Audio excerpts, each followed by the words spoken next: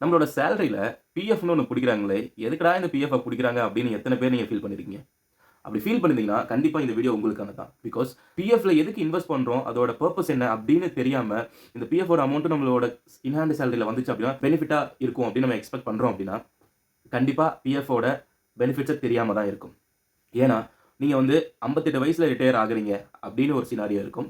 And இம்மீடியட்டா உங்களுக்கு வந்து job ஒரு 40, 45 வயசுக்கு மேல ஜாப் போயிருச்சு அப்படிங்கிற 2 சினாரியோ வச்சுப்போம். ஸோ 58 வயசுல நீங்க வந்து ரிட்டயர் ஆக போறீங்க அப்படின்னா, உங்ககிட்ட ஒரு லம்சமான அமௌண்ட் வேணும். ஏன்னா, அதுக்கப்புறம் உங்களுக்கு வொர்க் பண்றதுக்கு எந்த ஒரு ஆப்ஷனும் இருக்காது. அண்ட் அது மட்டும் இல்லாம, அந்த டைம்ல நீங்க வந்து யாரையும் டிபெண்ட் பண்ணாம இருக்கணும் அப்படின்னா, டெஃபினட்டா உங்க கையில சம் அமௌண்ட் இருக்கணும்ல. ஸோ அதுக்கு நீங்க வந்து மத்த இடத்துல இன்வெஸ்ட் பண்றோம் எல்லாமே ஓகே. பட் உங்களுக்கு தெரியாமயே வந்து 8.1% இன்ட்ரெஸ்ட் ரேட்ல, அதாவது இன்னைக்கு டேட்டா பிரகாரம்.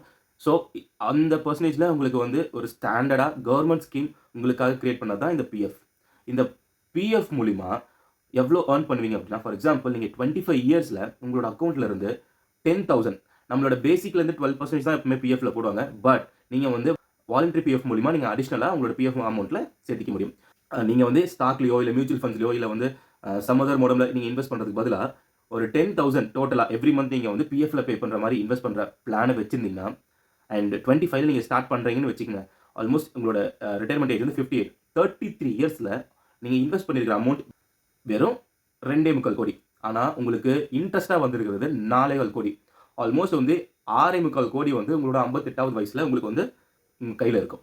எவ்வளவு பெரிய அமௌண்ட் இல்ல? 6.25 கோடி அப்படிங்கும்போது நீங்க வந்து ஜஸ்ட் பேங்க்ல போட்டு வட்டி வாங்கி சாப்பிட்டாவே உங்களுக்கு போதும். இல்ல அது அப்படியே இருக்கட்டும். எனக்கு மாசம் மாசம் இவ்வளவு எடுத்தா போதும் அப்படிங்கிற மாதிரி விட்டா கூட உங்களோட அதுல வர சின்ன சின்ன அமௌண்ட் வச்சு உங்களோட டெய்லி லைஃப் அண்ட் மந்த்லி எக்ஸ்பென்ஸை நீங்க ஈஸியா கவர் பண்ணிடலாம். அண்ட் இன்னும் ஒரு சூப்பரான விஷயம் என்னன்னா, பிஎஃப்க்கு டெபிட் கார்டு மாதிரி ஒரு கார்டு கொடுக்க போறாங்க. ஸோ எனி டைம் நீங்க வித்ட்ரால் பண்ணிக்கலாம். பட் இது வந்து 58 டேஸ்க்கு அப்புறம் நீங்க வித்ட்ரால் பண்ற மாதிரி இருந்துச்சு அப்படின்னா யோசிச்சு பாருங்க. உங்களோட அமௌண்ட்டுக்கு அகைன் இன்ட்ரெஸ்ட் கிடைக்கும். பிளஸ் நீங்க எடுக்கிற மந்த்லி எக்ஸ்பென்சஸ் ரொம்ப மினிமலா தான் இருக்கும். ஸோ அது ஒரு அட்வான்டேஜ்.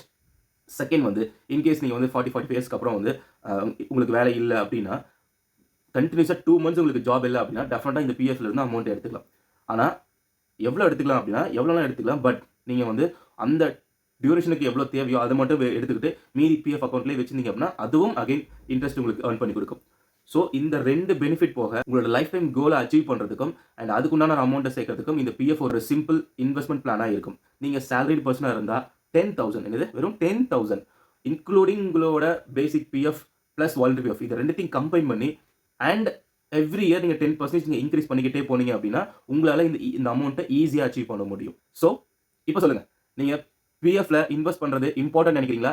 இல்ல நான் வந்து இது பதிலா ஸ்டாக்ல இன்வெஸ்ட் பண்ணி போயிடுவேன், இல்ல மியூச்சுவல் ஃபண்ட்ஸ்ல இன்வெஸ்ட் பண்ணி போயிடுவேன்னு நினைக்கிறீங்களா? ஸோ உங்களோட கமெண்ட்ஸ் கீழே போடுங்க. பார்ப்போம் எவ்வளோ கமெண்ட்ஸ் வருதுன்னு.